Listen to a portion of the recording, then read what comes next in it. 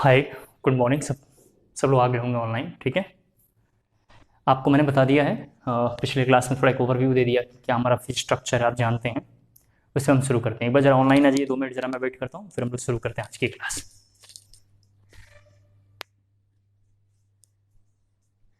ठीक है, जितनी जल्दी हो सके ऑनलाइन आ जाए आप, फिर हम लोग शुरू करेंगे आज की क्लास। काफ़ी इंपॉर्टेंट है आज की क्लास तो, क्योंकि हम लोग कुछ ना कुछ शुरू कर लेंगे चैप्टर वगैरह, जिसको आपको थोड़ा ध्यान से देखना है। ठीक है,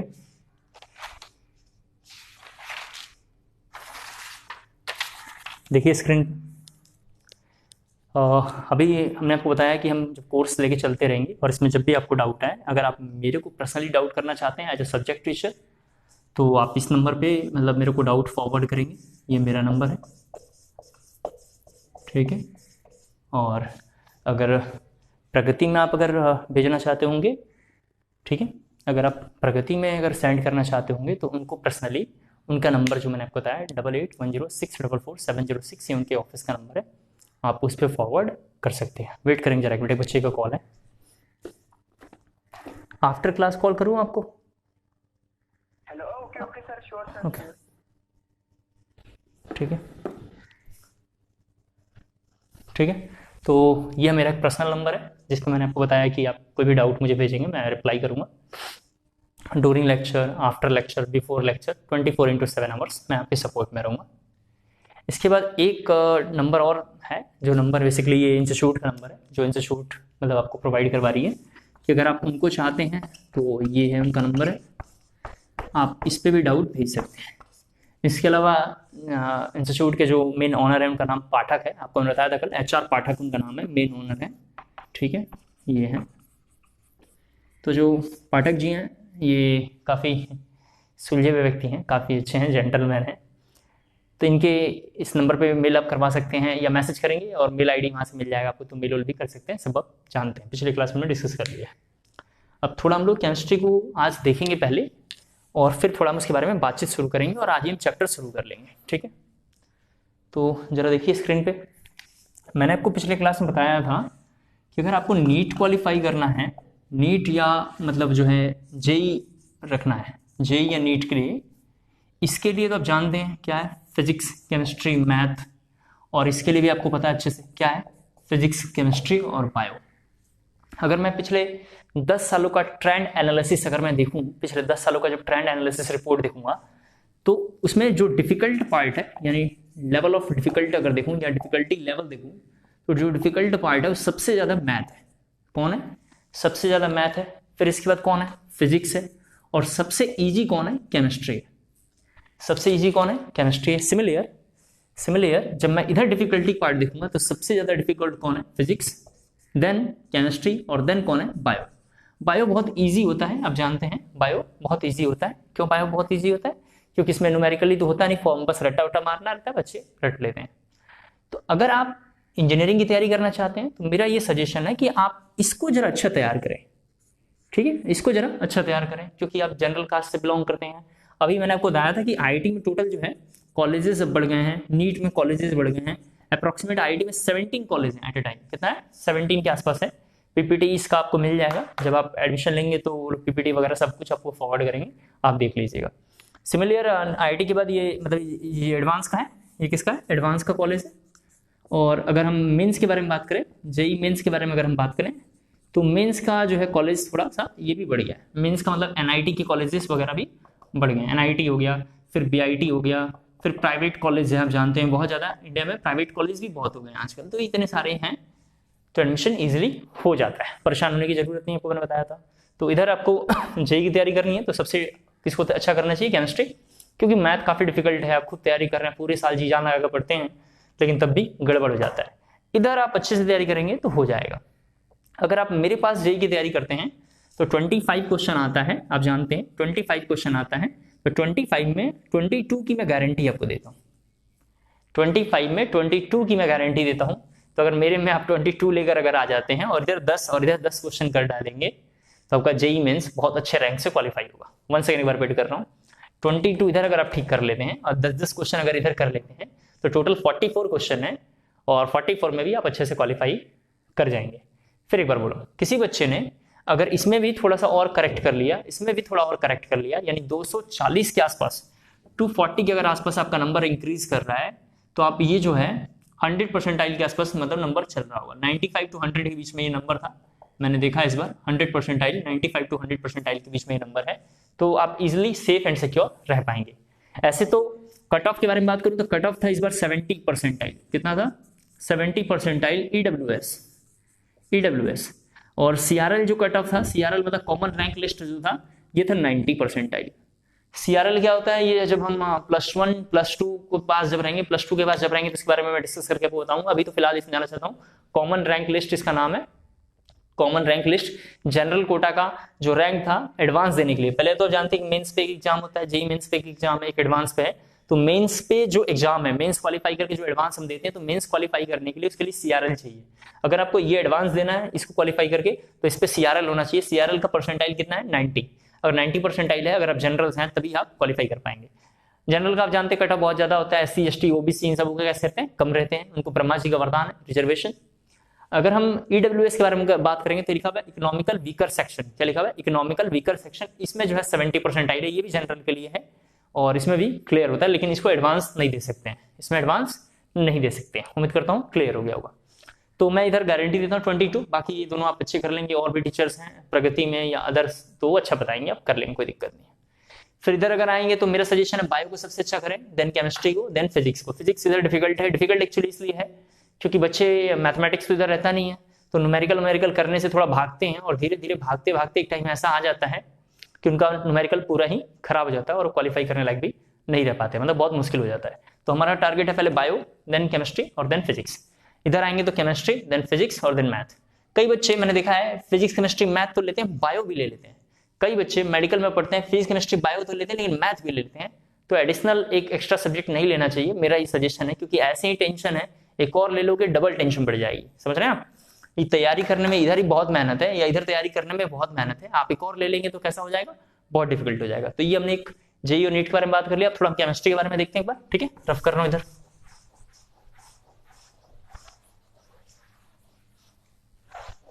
देखें जब हम 9-10 से आते हैं, यहां थोड़ा देखें, जब हम 9-10 से आते हैं तो वहां केमिस्ट्री में टोटल 5+5 चैप्टर है। 9-10 में तो कोई चैप्टर नहीं है, नाम बड़े दर्शन छोटे, 5-5 चैप्टर हैं, खत्म हो जाते हैं, बच्चे इसमें मतलब उलझ जाते हैं। वहां पे टीचर मारता है, डराता है, धमकाता है, कई बार बड़े प्यार से रटवा देता है, बच्चे भी रट मार लेते हैं और याद बात करके आ जाते हैं। यहाँ पे क्या है, अभी जो हम पढ़ने वाले हैं, मतलब जो भी हम स्टार्ट करेंगे चैप्टर्स, वो इनके काफी बड़े लेवल पे है। जैसे मैं एग्जांपल लेता हूँ, यहाँ पे जैसे एक चैप्टर लिखा होगा पीरियोडिक टेबल, यहाँ पे आके बहुत बड़ा चैप्टर है। यहाँ पे लिखा होगा organic chemistry, carbon and its compound. यहाँ पे 11-12 में आके कार्बन एंड इट्स कंपाउंड जो है, एक मतलब कार्बन का मतलब हो गया ऑर्गेनिक, ऑर्गेनिक जो है वो अप्रोक्सीमेट आप समझ लें कि 20-22 चैप्टर है। तो इसका बहुत बड़े लेवल पे +1 +2 में रोल प्ले होता है। तो दोबारा एक बार जरा मैं बोलता हूँ +1 +2 में क्या है, 11th-12th में जो ये सिलेबस है केमिस्ट्री का, इसका ही हायर वर्जन है। कैसा है, हायर वर्जन है। एक बात ये, दूसरी इंपॉर्टेंट बात क्या है, अगर कोई बच्चा ऐसा समझता है कि मैं 11th पूरा आराम कर लूं क्योंकि 11th तो बोर्ड होता नहीं है, तो अगर मैं पूरा 11th आराम करूं और 12th में आगे सीधा एग्जाम दूं तो क्वालिफाई होगा, तो बस बोर्ड क्वालिफाई होगा, वो भी अच्छे नंबर नहीं आएंगे। बोर्ड क्वालिफाई होगा, अच्छे नंबर नहीं आएंगे। अगर आप 11th बहुत सीरियस होकर करते हैं और फिर 12th बहुत सीरियस होकर करते हैं, फिर इसके बाद आप बोर्ड देते हैं तो अच्छे नंबर आएंगे, अगर आप जेई देते हैं तो अच्छे नंबर आएंगे, नीट देते हैं तो भी अच्छे नंबर आएंगे। क्या समझ में आया बात? इस बात से समझ में आ रहा है कि 12th का जो बेस है या बैकबोन है वो 11th में छिपा हुआ है। 11th खराब होगा, थोड़ा सा 12th खराब हो जाएगा। 12th ऐसे भी पढ़ा जा सकता है, बिना 11th का भी हम 12th कर सकते हैं, लेकिन उतना ही समझ में हमें आएगा जितना बस मतलब पास हो जाए, इससे ज्यादा डिफिकल्ट पार्ट नहीं समझ में आएगा। जहां तक अगर मैं जेई मेंस के बारे में अगर मैं बात करूं, जरा देख लो आप, तो जेई में 55 to 57% 12th से क्वेश्चन आता है, और यहां जरा देखें 45 to 43% के आसपास 11th से क्वेश्चन आता है। जेई मेंस में कहां से कहां तक क्वेश्चन आता है, यहां देख लीजिए, 12th से ये क्वेश्चन है और इतना क्वेश्चन यहां से आता है। परसेंटेज में हमने इसको डिवाइड कर लिया है, 10 सालों के ट्रेंड को देखते हुए आप समझ जाओगे। इसके बारे में भी आपको मैंने समझा दिया है अच्छे से, आप इनको देखेंगे तो एक आइडिया लग जाएगा कि 11th के बगैर 12th का काम नहीं चलेगा, इसलिए 11th को थोड़ा ध्यान से करना चाहिए। इसके बाद 9th-10th में जो केमिस्ट्री है वो वहाँ पे चैप्टर केवल लिखा हुआ है, जैसे मेटल नॉन मेटल आप जानते हैं, जैसे वहाँ पे लिखा है केमिकल रिएक्शन एंड इक्वेशंस, इसी तरीके से वहाँ चैप्टर्स के नाम लिखे हुए हैं। हम क्या करेंगे, उन्हीं का हायर वर्जन बनाएंगे। जैसे यहाँ पे वो केमिस्ट्री जो है, वहाँ पे जो 9th-10th में जो केमिस्ट्री थी, यहाँ आके ये 3 पार्ट में कवर होगी, यहाँ आके ये 3 पार्ट में कवर होगी। जैसे पहले का नाम है फिजिकल केमिस्ट्री इसका नाम है।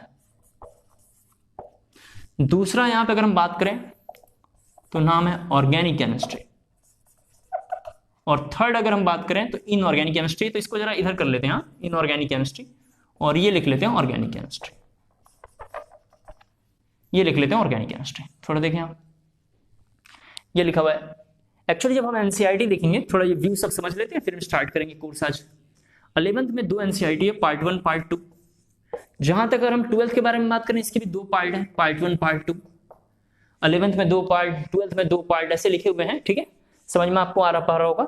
11 में 2 पार्ट, 12th में 2 पार्ट है, तो टोटल हमारे पास 4 बुकलेट है। मैंने क्या किया है, इस 4 बुकलेट को लेके इसके सारे चैप्टर को हमने तोड़ दिया है और इस तरीके से बनाया, फिजिकल, इनऑर्गेनिक, ऑर्गेनिक। ऐसा हमने किस लिए किया है, क्योंकि जो क्वेश्चन लास्ट के 10 ईयर्स में आप जेईई में, नीट में और बोर्ड में देखेंगे, आप तो जानते हैं बोर्ड भी हम बार बार साथ लेके चल रहे हैं, ऐसा कभी नहीं हो सकता। मैंने पिछले क्लास में बोला था कि केवल जेईई की तैयारी करें बोर्ड हो जाए, मतलब ऐसा बिना बोर्ड के जेईई हो नहीं सकता है, बिना बोर्ड का नीट हो नहीं सकता है, तो हमें बोर्ड को कंसिडर करना ही पड़ेगा। तो कई बच्चे पूछते हैं कि जेईई की कोचिंग यहाँ कर लें, बोर्ड की कोचिंग बाहर कर लें, ये सब फालतू बातें हैं, पैसे बर्बाद करने वाली बात है, टाइम बर्बाद करने वाली बात है। यहीं पे जेईई की तैयारी है, यहीं पे बोर्ड की तैयारी है, सेम पैसे में सब कुछ कराया जा रहा है, ठीक है, अब जानते हैं। तो अगर मैं बात करूं तो इसे 4 बुक को हमने ऐसा इसलिए कर दिया क्योंकि जब हम जेईई की, बोर्ड के, नीट की पेपर देखेंगे तो उसमें फिजिकल के लिए लिखा होगा वेटेज, इनऑर्गेनिक का वेटेज, ऑर्गेनिक का वेटेज, इस तरीके से लिखा हुआ होगा। अगर मैं क्वेश्चन को लेके बोलूं तो जेईई में इन लोगों से, जेईई मेंस में जरा देखो, इन लोगों में जेईई मेंस में से ज्यादा क्वेश्चन आता है, जेईई मेंस में इससे ज्यादा क्वेश्चन आता है और इससे कम आता है, इससे क्वेश्चन कम आता है, ठीक है। जेईई मेंस में क्या हुआ, फिजिकल, इनऑर्गेनिक, ये दोनों 11-12 कंबाइन चल रहा है, ठीक है। 11-12 हम केवल अभी इस साल 11 नहीं करेंगे, जो 11 वाला पोर्शन होगा 12th के बैच में जब मैं पढ़ाऊंगा तो 12th का अलग से पढ़ाऊंगा। तो ये दोनों जेईई मेंस में ये दोनों आते हैं ज्यादा और ये हमारा ऑर्गेनिक कम आता है। लेकिन अगर मैं एडवांस के बारे में बात करूं, जरा से देखो यहाँ पे एडवांस के बारे में बात करूंगा, जो आपको आईआईटी ऑक्यूपाई करेगा, तो इसका नंबर थोड़ा परसेंटेज कम है और इसका परसेंटेज थोड़ा ज्यादा है। एडवांस में किसका परसेंटेज है, मेंस में किसका है, आपको दिख रहा होगा। अगर मैं नीट के बारे में जरा बात करूंगा तो जरा देखो, नीट में भी इसका परसेंटेज थोड़ा ज्यादा है, नीट में भी इसका परसेंटेज थोड़ा ज्यादा है, लेकिन इसका परसेंटेज कम है। तो मुझे ये बात समझ में आ रहा है कि अगर मुझे मेंस क्वालिफाई करेंगे तभी हम एडवांस दे पाएंगे। तो मेंस क्वालिफाई करना है तो इन दोनों को अच्छा करना जरूरी है, एडवांस क्वालिफाई करना है तो ये करना बहुत जरूरी है। इसका मतलब कंक्लूजन ये हुआ कि दोनों को साथ साथ पढ़ने की जरूरत है। अगर मैं बोर्ड के बारे में भी, अगर आप मेरे से पूछेंगे कि सर बोर्ड के अभी वेटेज जरा बताइए, तो बोर्ड में 50-50% है, ठीक है। एक बार दोबारा बोलता हूं पूरी बात को कंक्लूजन के साथ। केमिस्ट्री अब हमारे पास 9, 10 से 11th में आके 3 पार्ट में, फिजिकल, इनऑर्गेनिक, ऑर्गेनिक। फिजिकल और इनऑर्गेनिक दोनों कंबाइन होके जेईई मेंस में ज्यादा रोल प्ले करते हैं, ऑर्गेनिक कम रोल प्ले करता है। एडवांस में ऑर्गेनिक ज्यादा रोल प्ले करता है, ये लोग कम करते हैं। नीट में दोनों का ऑर्डर एडवांस जैसा ही है और जो बोर्ड का है उसमें दोनों का 50-50% है। एक बात ये। दूसरी इंपॉर्टेंट बात, तैयारी के टाइम में बहुत बार जब तैयारी आप करेंगे तो बहुत बार होपलेस अंदर से फीलिंग आएगी, यार लग रहा है अपने बस की बात नहीं है, हो नहीं पाएगा। क्योंकि 9, 10 में छोटे छोटे चैप्टर थे, टोटल 5 चैप्टर ही थे, यहाँ पे आके सब बड़े बड़े हैं, हाथी जैसे अभी दिखाई देगा आपको। बहुत सारा चैप्टर लिखूंगा तो हाथी जैसे दिखाई देगा, पहाड़ जैसा हो जाएगा। धीरे धीरे हम कॉपी जब बनाना शुरू करेंगे, नोट्स लिखना शुरू करेंगे, तो अप्रोक्सीमेट आप समझ जाए, जैसे फिजिकल में 4 या 5 कॉपी हो जाएगा, ऑर्गेनिक में 2 या 3 कॉपी हो जाएगी, 2-3 कॉपी मतलब इनऑर्गेनिक में हो जाएगी। तो बच्चे होपलेस होने लगते हैं। जब मैंने तैयारी करी थी, या मेरे साथ के कोई फ्रेंड या जितने भी लड़के लड़कियां तैयारी करते हैं, जो अच्छा परसेंटेज या परसेंटाइल ऑक्यूपाई करते हैं, उन सभी बच्चों के बारे में मैं आपको बताऊं, वो होपलेस नहीं होते हैं। चाहे क्वेश्चन समझ में आए या ना आए, होपलेस नहीं होते हैं। तो सबसे पहला काम है, होपलेस नहीं होंगे। दूसरा, सेल्फ मोटिवेशन लेकर आएंगे। किसी के कहने पर तैयारी कर रहे हैं तो टाइम लॉस है, अपने पेरेंट के कहने पे, अपने कहने पे, किसी कहने पे अगर आते हैं तो टाइम लॉस है, अंकल के कहने पे सब टाइम लॉस है। सेल्फ मोटिवेशन लेकर आएंगे। अगर आपका सेल्फ मोटिवेशन है, कुछ बनने का जुनून, कुछ पागलपन है, तभी आप कर पाएंगे। सेल्फ मोटिवेशन कैसे आएगा, उसका 2 तरीका है। सेल्फ मोटिवेशन के लिए एक मेथड तो ये है कि आप अपने आप से क्रॉस क्वेश्चन करें कि आप बनना क्यों चाहते हैं।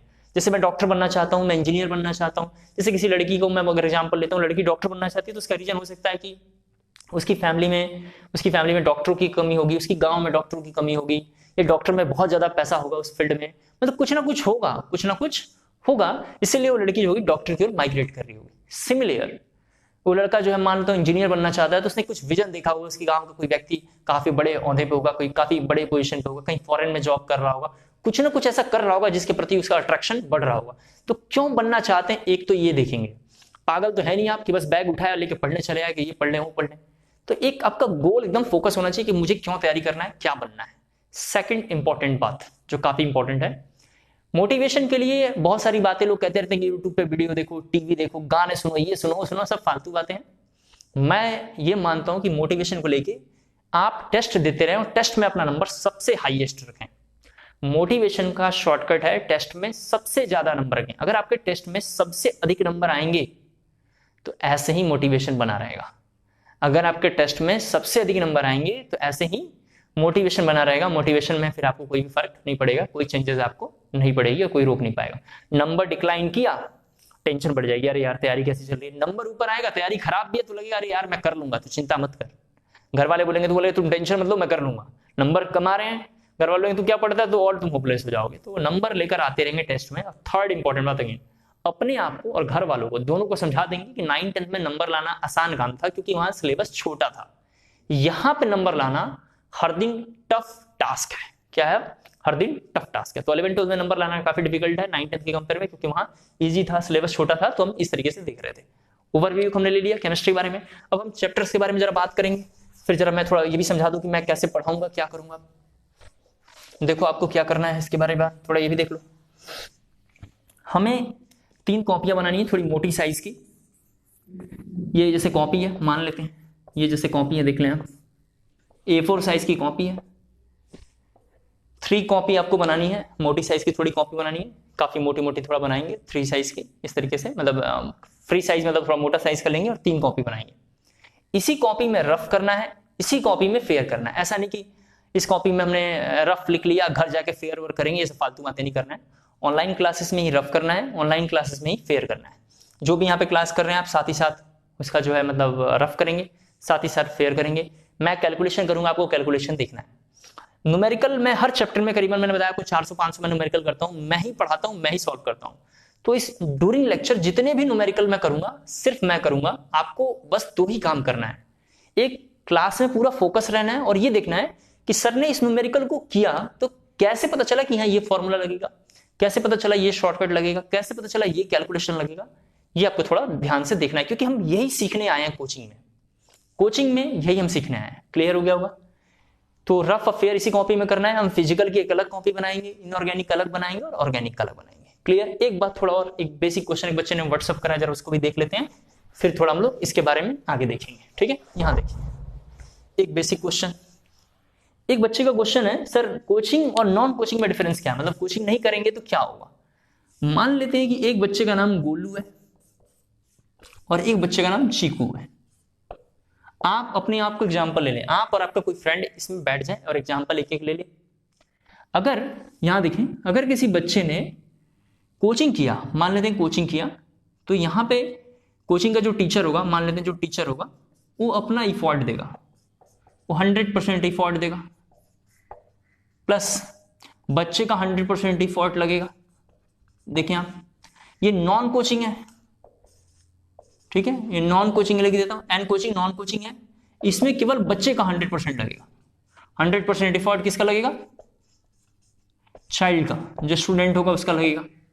क्लियर हो गया होगा? ये दोनों लाइन का मतलब क्या है?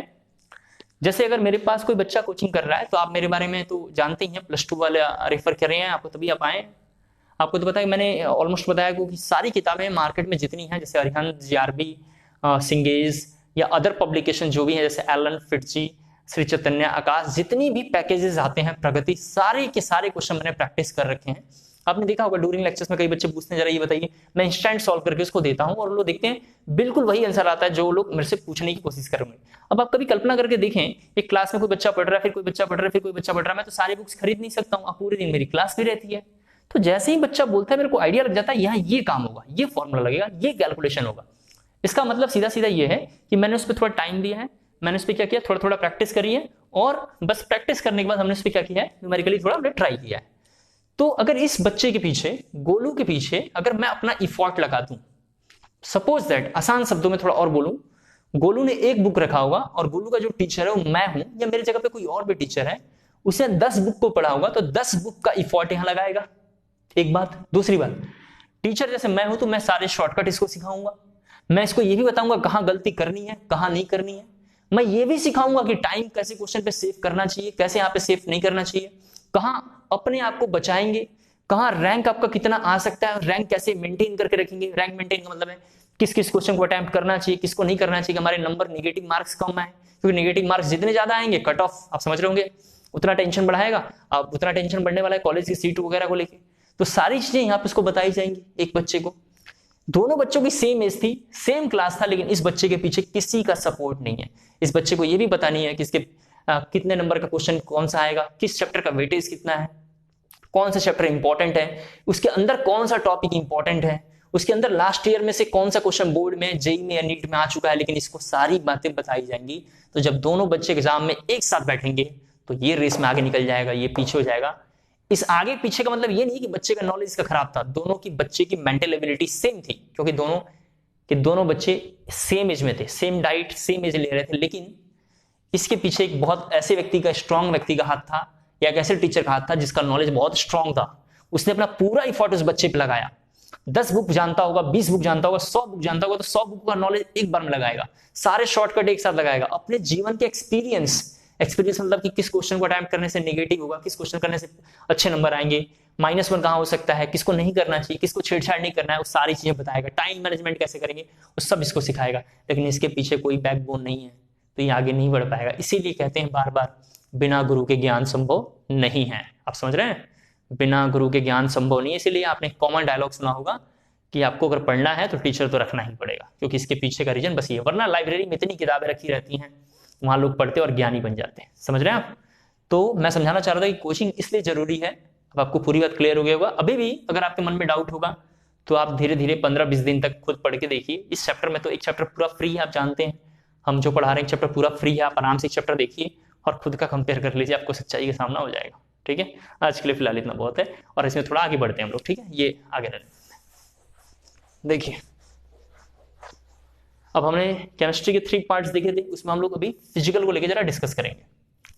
फिजिकल में कौन कौन से चैप्टर हैं, जरा इसके बारे में हम बात करेंगे। जरा देखो, तो फिजिकल के चैप्टर्स जरा हम लिख लेंगे। कहां पे लिखना है, एक रफ कॉपी के बाद एक फेयर घर पे बनाना है, मतलब एक ही कॉपी है, इसी में रफ, इसी में फेयर वगैरह लिखना है। फर्स्ट पेज में लिखना है इंडेक्स, और इंडेक्स में सारे चैप्टर ऐसे लिखने हैं। ठीक है, ऐसे लिखने हैं। जैसे एनसीईआरटी का जब हम फर्स्ट चैप्टर देखेंगे तो उसमें लिखा होगा some basic concept in chemistry. जरा सुन लें, some basic concept in chemistry लिखा हुआ है, लेकिन उसको आज से हम लोग बोला करेंगे मोल कंसेप्ट। क्या लिखा हुआ है उसका नाम आज से, mole concept. Some basic concept in chemistry को हम लोग क्या बोलेंगे, मोल कंसेप्ट। दूसरा जो चैप्टर है क्लास 11th का ये है, उसका नाम है एटॉमिक स्ट्रक्चर। दूसरा जो है उसका नाम है एटॉमिक स्ट्रक्चर। इसके बाद जो हम फिजिकल का अगला चैप्टर देखेंगे उसका नाम है गैसियस स्टेट। जरा दोबारा देखें, एनसीईआरटी का 3rd चैप्टर गैसियस स्टेट नहीं है, एनसीईआरटी का 3rd चैप्टर है पीरियोडिक टेबल, लेकिन वो इनऑर्गेनिक केमिस्ट्री का है, तो उसके बारे में हम बातचीत नहीं करेंगे। हम किसके बारे में बात करेंगे, गैसियस स्टेट। क्यों गैसियस स्टेट के बारे में हमने बात किया, क्योंकि हम पूरा फिजिकल एक जगह देखेंगे, पूरा इनऑर्गेनिक एक जगह देखेंगे, पूरा एक जगह ऑर्गेनिक देखेंगे। क्लास 11-12 की पूरी एनसीईआरटी को हमने तोड़ के अलग अलग बना दिया, अलग अलग मतलब फिजिकल अलग कर दिया, ऑर्गेनिक अलग कर दिया, इनऑर्गेनिक अलग कर दिया।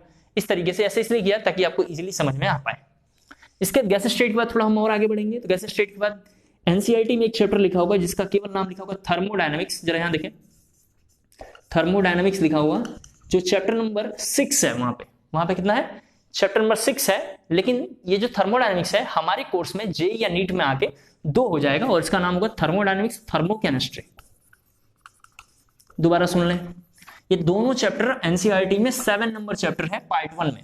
11th के पार्ट 1 में 7 नंबर चैप्टर है, लेकिन हम इसे एक चैप्टर मतलब वहां पे मतलब लिखा हुआ है एनसीईआरटी में दोनों चैप्टर 7 नंबर चैप्टर है, इसका एक नाम लिखा हुआ है, इसका नाम है थर्मोडायनामिक्स, लेकिन इसे हम मान के चलेंगे 2 चैप्टर है। इसके बाद हम क्या करेंगे, अगला चैप्टर पढ़ेंगे जिसका नाम है केमिकल इक्विलिब्रियम। थोड़ा यहां भी देखना, एक बड़ा कंट्राडिक्शन है इसको लेके, केमिकल इक्विलिब्रियम। एनसीईआरटी में ये दोनों चैप्टर जो है, मतलब ये चैप्टर नंबर 6 था, सॉरी ये चैप्टर नंबर 6 था एनसीईआरटी में, और ये चैप्टर नंबर 7 एनसीईआरटी में, लेकिन ये भी दो पार्ट में है, केमिकल और आयनिक। इक्विलिब्रियम का सिंबल अब ऐसा लिखा करेंगे हम। दोबारा एक बार, केमिस्ट्री 11th की फर्स्ट बुक में पहला चैप्टर मोल कंसेप्ट, दूसरा एटॉमिक स्ट्रक्चर, तीसरा वहां पे पीरियोडिक टेबल लिखा लेकिन हमने यहाँ हटा दिया, केमिकल बॉन्डिंग लिखा हटा दिया, सीधा गैस स्टेट लिखा क्योंकि वो दोनों इनऑर्गेनिक के हैं। थर्मोडायनेमिक्स, थर्मोकेमिस्ट्री हमने लिखा है, ये दोनों वहां पे एक ही चैप्टर है लेकिन यहाँ पे दो हो जाएगा। केमिकल इक्विलिब्रियम, आयनिक इक्विलिब्रियम, वहां पे एक चैप्टर है, चैप्टर नंबर 7, उसका नाम केवल इक्विलिब्रियम है, लेकिन अब यहाँ पे ये दो हो जाएगा।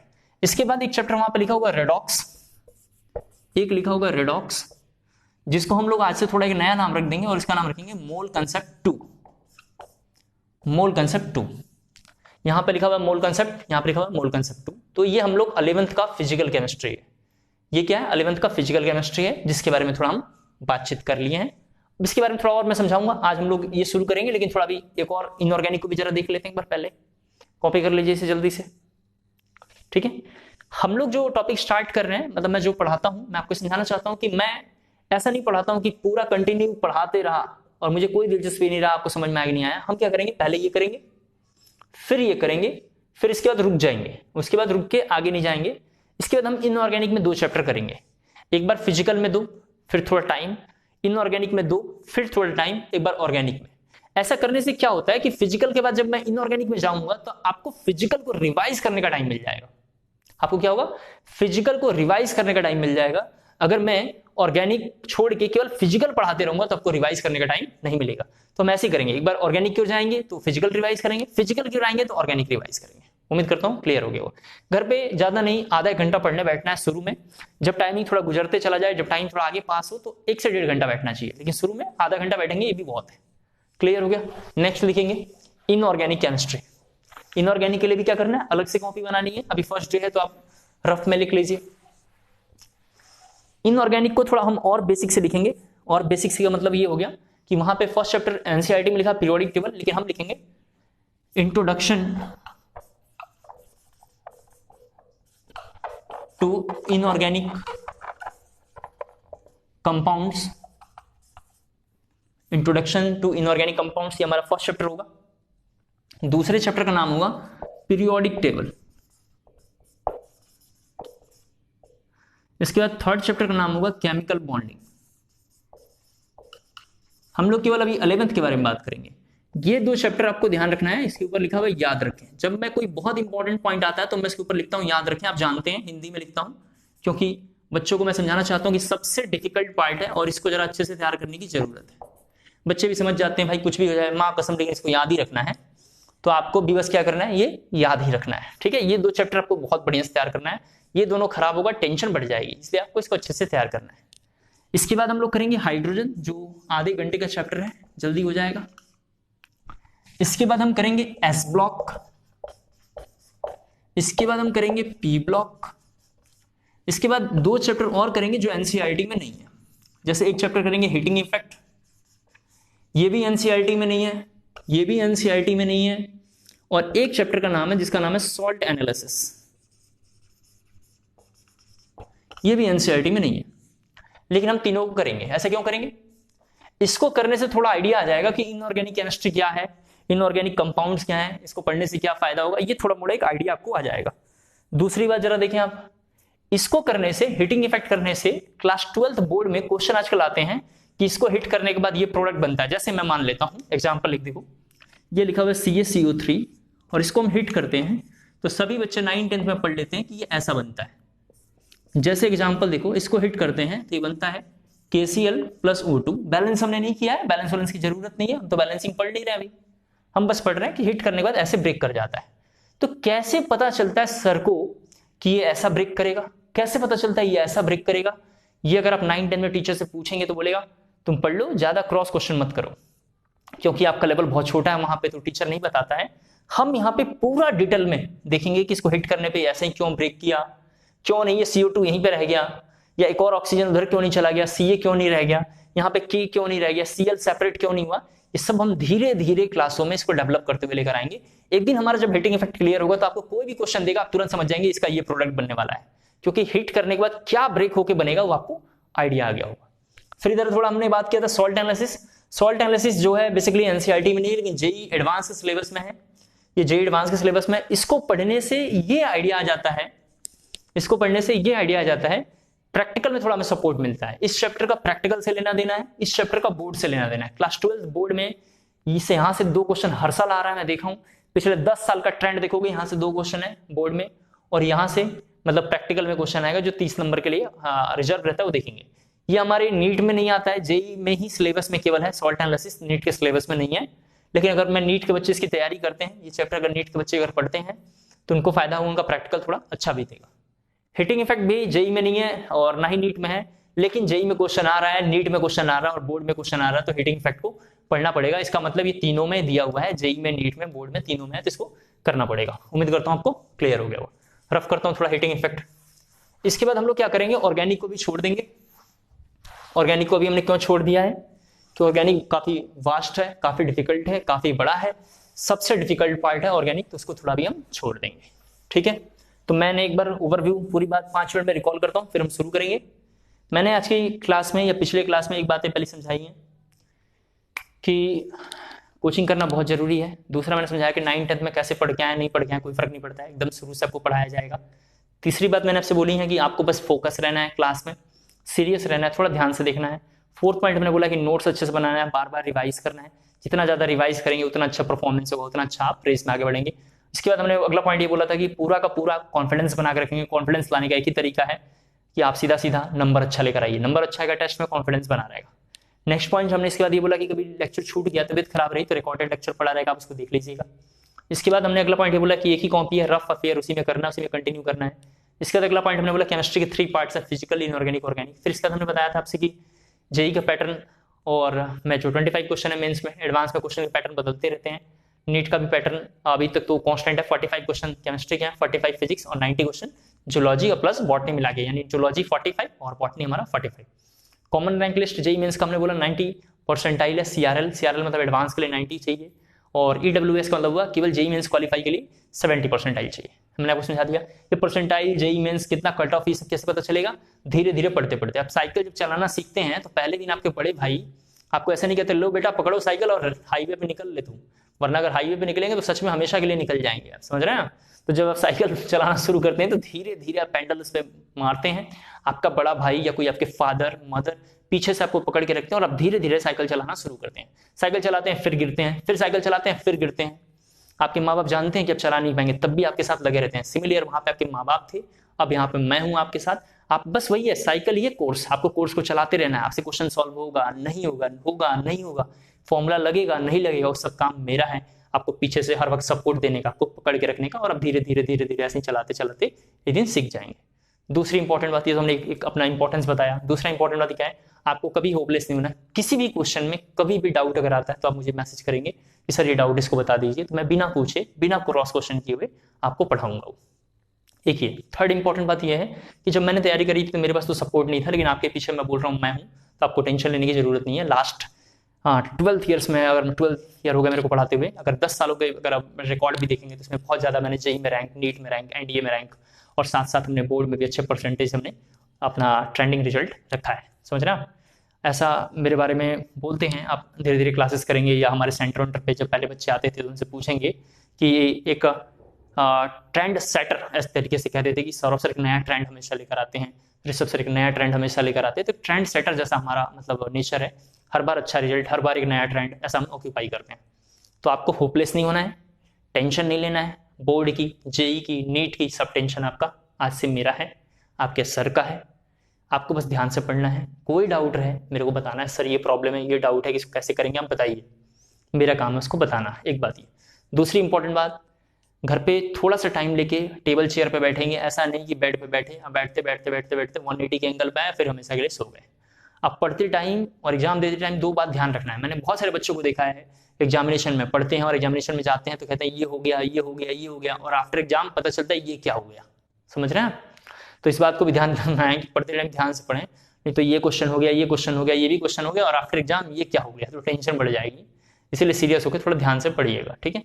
तो अभी हम लोग इसमें शुरू करेंगे, फिजिकल केमिस्ट्री में करेंगे, उसका नाम है मोल कंसेप्ट। क्या करेंगे? मोल कंसेप्ट। तो फर्स्ट चैप्टर हम लोग शुरू करेंगे जिसका नाम है मोल कंसेप्ट। तो लिखेंगे आप मोल कंसेप्ट, ठीक है।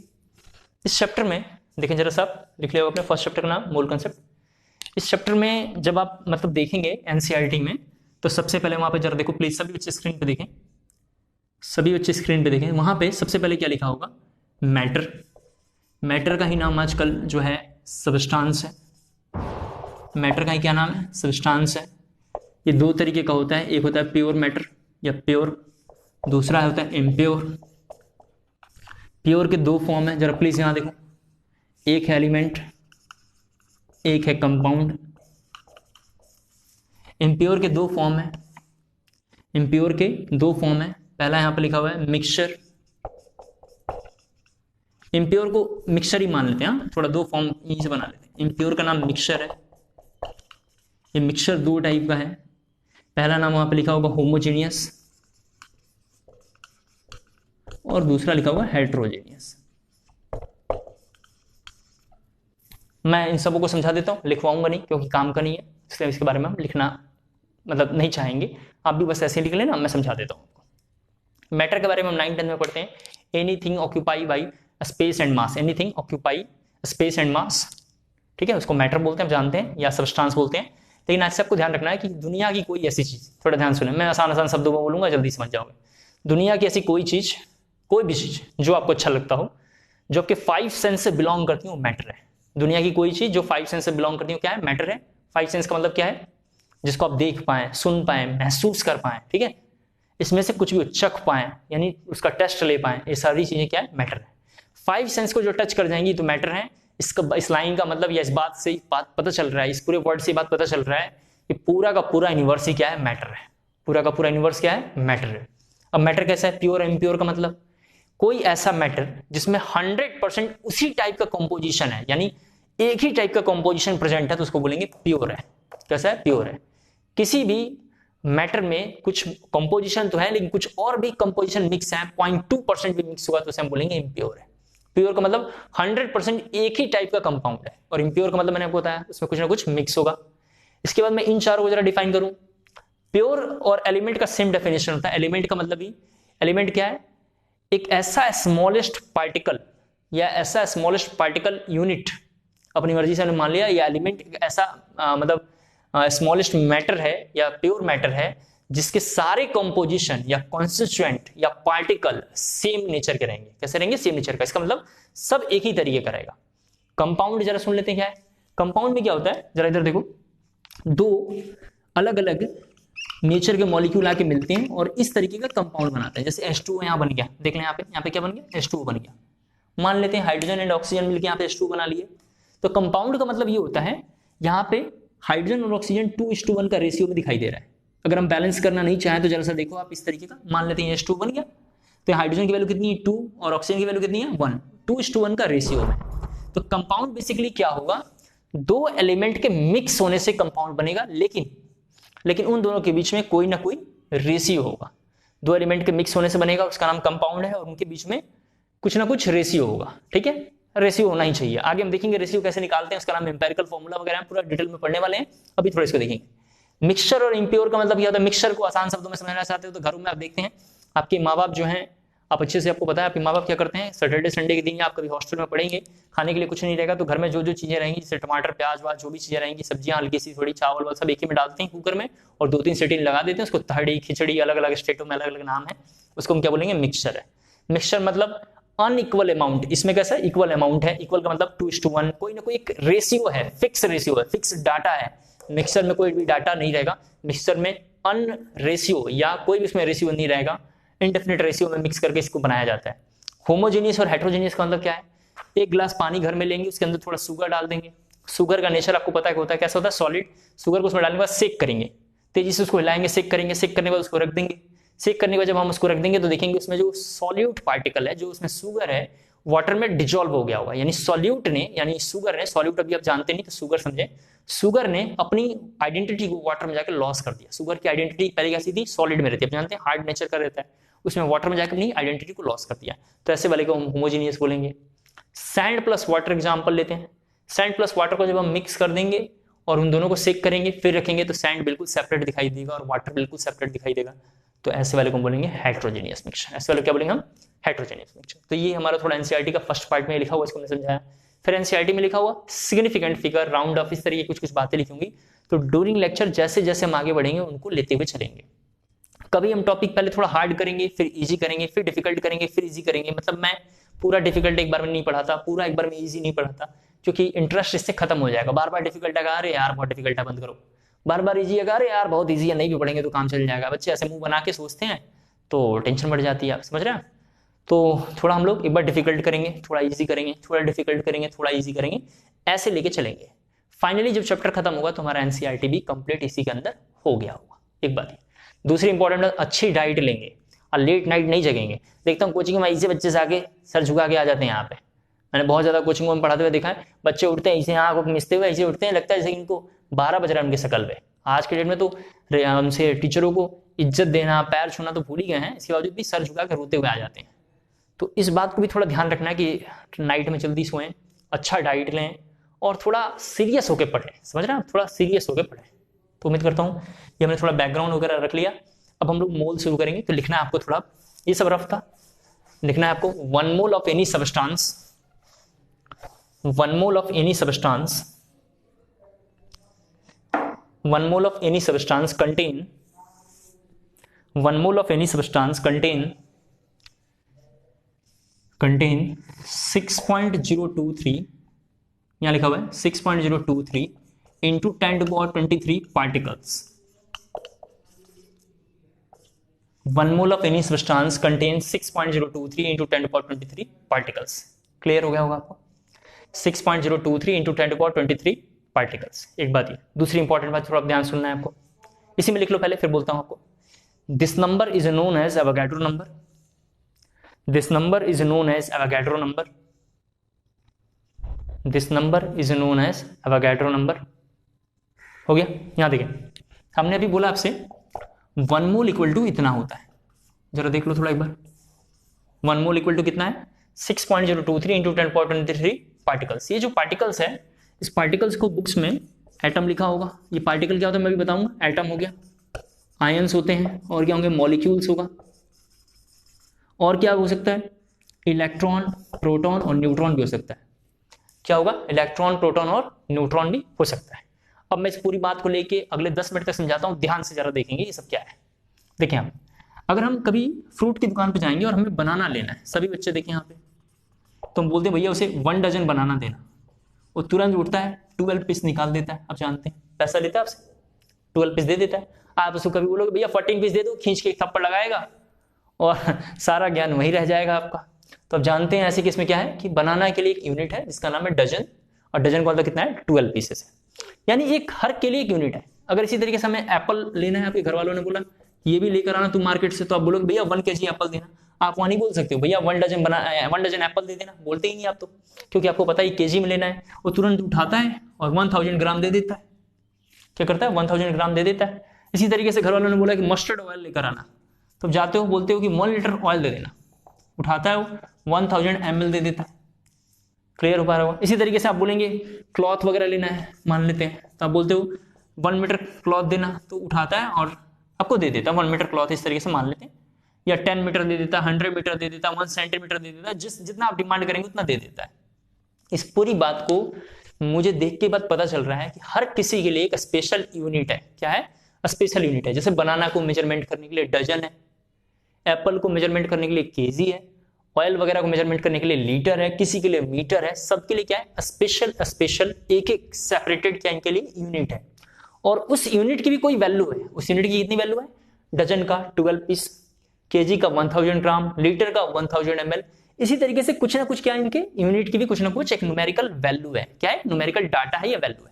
यहां पे भी जरा यहां देखना है, ये जो 1 मोल है बेसिकली 1 मोल, अब थोड़ा यहां ध्यान सुनना है, काफी इंपॉर्टेंट है। यहां पे जो मोल वर्ड है, केमिस्ट्री में जो मोल वर्ड है, ये मोल क्या करता है? एलिमेंट को, कंपाउंड को, ध्यान सुनना है, किसका किसके काम में आता है? एलिमेंट को, यहां थोड़ा देखना है, कंपाउंड को, एलिमेंट को, कंपाउंड को, एटम को, आयन को, मॉलिक्यूल को, इन सब को मेजरमेंट करने के लिए हम मोल यूज करते हैं। मोल क्या है? मोल एक यूनिट है, दोबारा बोल रहा हूं, मोल एक यूनिट है, स्मॉलेस्ट यूनिट है, जैसे यहां पे डजन, केजी, लीटर, ये सब यूनिट है। तो मोल एक यूनिट है जिसका यूज एलिमेंट को मेजर करने में, कंपाउंड को मेजर करने में, एटम्स को मेजर करने में, आयंस को मेजर करने में, मॉलिक्यूल्स को मेजर करने में, या इलेक्ट्रॉन, प्रोटॉन, न्यूट्रॉन को मेजरमेंट करने के लिए हम यूज करते हैं। फर्स्ट पॉइंट ये है। सिमिलर, डजन का मतलब था 12 पीस, न्यूमेरिकल वैल्यू इसकी 12 पीस थी। केजी की न्यूमेरिकल वैल्यू कितनी है? 1000 ग्राम है। सिमिलर, उसी तरीके से सेम ऐसे ही 1 मोल की जो वैल्यू होती है वो इतनी होती है। 1 मोल की वैल्यू कितनी होती है? 6.023 इंटू 10⁻23। एक बात ये, दूसरी बात जरा ध्यान सुन लो अगेन, फिर से एक बार पूरी बात बोलता हूं, फिर मेरे को थोड़ा 2-3 क्वेश्चन कराना है, उसको देख लेना।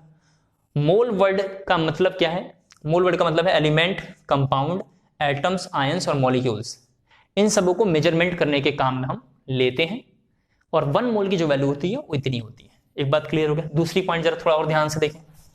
कई बुक्स में, थोड़ा यहां देखो, कई बुक्स में इस 6.023 को कई बुक्स में ऐसा तो लिखा हुआ रहता है, बिल्कुल सही है। कई बुक्स में इसको लिखा होगा 6.022 इंटू 10⁻23, ठीक है। कई बुक्स में लिखा होगा 6 इंटू 10⁻23, इस तरीके से। और this number is known as, हमने क्या बोला था आपको? Avogadro number. जरा यहां देखना है, एवोगैड्रो नंबर को आज से आपको दिखाना है Na। एन कैपिटल है, बेस में ए है। कैसे लिखा हुआ है? एन और ए। कई बुक्स में इसको ऐसे भी लिखा रहता है N0, Na N0, एक ही बात है ये। Na N0 लिखा हुआ है, N0 पढ़ते हैं इसको, Na N0 नाम है, लेकिन N0 पढ़ना। Na N0 इसका नाम एवोगैड्रो नंबर था। आपको भी क्या करना है, ये 3 वैल्यू है, तीनों वैल्यू सही है, ये वैल्यू भी सही है, ये वैल्यू भी सही है, और ये वैल्यू भी सही है। इन तीनों वैल्यू में से किस वैल्यू को लेंगे, जरा इसके बारे में हम देखते हैं। इन वैल्यूओं को लेकर जरा सा इसके बारे में हम थोड़ा बातचीत करेंगे। अगर हम इस वैल्यू को लेकर जरा न्यूमेरिकल जब हम सॉल्व करेंगे, जरा मैं समझाता हूं आपको, तो उतना ही आंसर आएगा जितना आना चाहिए। इन दोनों में भी वही आंसर आएगा जो आना चाहिए। थर्ड को लेकर जरा मुझे समझाना है क्या प्रॉब्लम है और मैं क्या कहना चाहता हूं आपसे। बच्चों को जब मैं पढ़ाता हूं क्लास में, तो मैं देखता हूं एक बात कॉमन, थोड़ा ध्यान सुन ले। जब मैं बच्चों को क्लास में पढ़ाता हूं तो एक बात मैं देखता हूं, बच्चों को जैसे फॉर्मूला मिलता है, बच्चे बस समझते कि मां कसम, अब लगता है कि इंद्र भगवान ने उनको वरदान दे दिया, अब कुछ भी हो जाए किसी की बात नहीं सुनूंगा, बस आंसर लाके दिखाऊंगा। तो ऐसा काम नहीं करना है। जब भी कोई आपको न्यूमेरिकल का डाटा गिवन हो, ऐसा हौच पौच नहीं करना कि नहीं आंसर ला के दिखाऊंगा, और खुद काटते पीटते हैं, कॉपी में 10-15 जगह लिखते होते हैं, काट पीट के सब रख देते हैं, और आंसर भी नहीं आता, फंस भी जाते हैं। तो हमारे जो जेई मेंस के और एडवांस के नीट के जो पेपर होंगे, उसमें ऑब्जेक्टिव क्वेश्चन रहता है। कैसा रहता है? ऑब्जेक्टिव रहता है। 4 ऑप्शन रहते हैं और ऑब्जेक्टिव है। ऑब्जेक्टिव में कोई वैल्यू हमें लेना रहता है, तो हम क्या करेंगे, ये जो 0.023 या 0.022 जो लिखा हुआ है, इसको हम इग्नोर कर देंगे। इसको हम क्या करेंगे? इग्नोर कर देंगे। 1 मोल की वैल्यू कितनी होती है मैंने आपको समझाया, 6.023 इंटू 10⁻23, लेकिन हम ये पूरी वैल्यू को इग्नोर कर देंगे और इसको 6 से लिया करेंगे केवल। क्यों 6 लेंगे? 6 लेने से फायदा ये होगा, न्यूमेरिकली हमें सॉल्व करने में थोड़ा इजी हो जाएगा, और जो आंसर आएगा वो इसी के आसपास आएगा। जैसे इसका जो आंसर आ रहा होगा, इसका आंसर जो 6.023 का आंसर आ रहा होगा, उसके सेम आसपास में आंसर ये 6 का भी आएगा, बस थोड़ा सा वैल्यू चेंज होगा, हल्का सा वैल्यू चेंज होगा, ड्रास्टिक चेंज तो इसमें मिलेगा नहीं। तो हम क्या करेंगे, ये वाली वैल्यू को लेकर हम सॉल्व करेंगे और कैलकुलेट करके कुछ आंसर निकालेंगे। फर्स्ट थिंग ये। सेकंड इंपॉर्टेंट बात ये है कि जब भी मैं पढ़ाता हूं, मैं बच्चों को देखता हूं 0.02, 0.2, 0.6 इस तरीके से वैल्यू निकालते हैं न्यूमेरिकली। आपको ध्यान रखना है कि आज से जो वैल्यू है फ्रैक्शन में निकालना है, यानी जैसे हाफ ऐसे निकालना, 1/6, 1/4, ऐसे आप कुछ वैल्यू निकाला करना। ऐसे आप वैल्यू निकालने का मतलब क्या हुआ, जो डेसिमल की वैल्यू है इसको फ्रैक्शन की ओर लेके चलेंगे, ताकि मल्टीप्लाई करने में, डिवाइड करने में क्या हो, कंफर्ट फील हो। मल्टीप्लाई करने में, डिवाइड करने में कंफर्ट फील हो, इसको हम कर पाएंगे। तो आज की क्लास के लिए मैं थोड़ा 2-4 बातें बोल दूं। अभी हमने देखा केमिस्ट्री 3 पार्ट में है, फिजिकल, इनऑर्गेनिक, ऑर्गेनिक। फिजिकल के चैप्टर को हमने शुरू करा जिसका नाम है मोल कंसेप्ट। मोल कंसेप्ट में मोल का मतलब क्या है वो मैंने आपको थोड़ी देर पहले समझाया। अब मोल का यूज क्या है कमिंग क्लास में देखेंगे। मोल चैप्टर हम लोग कमिंग क्लास से पढ़ना शुरू करेंगे, और धीरे धीरे धीरे धीरे करते करते हम पूरा का पूरा मोल कंसेप्ट अच्छे से कवर कर लेंगे, अच्छे से कवर कर लेंगे। एक चीज। दूसरी इंपॉर्टेंट बात सुन लें अगेन क्या है, दूसरी इंपॉर्टेंट बात है कि हम जब भी कैलकुलेशन करेंगे तो इस वैल्यू में 0.023 को नेग्लेक्ट करके 6 इंटू 10⁻23 एज्यूम करेंगे। क्लियर हो गया?